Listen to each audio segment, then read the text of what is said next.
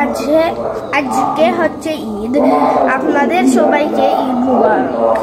রাখবো না আর হৃদয় পাথর, মাখবো গায়ে খুশবু আতর, মোনাজাতে শামিল হব, ধরবো বুকে পাক কালাম।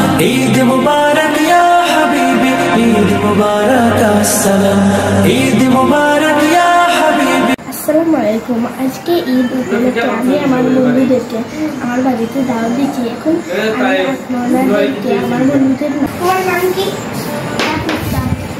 তোমার নাম কি? তোমার নাম কি?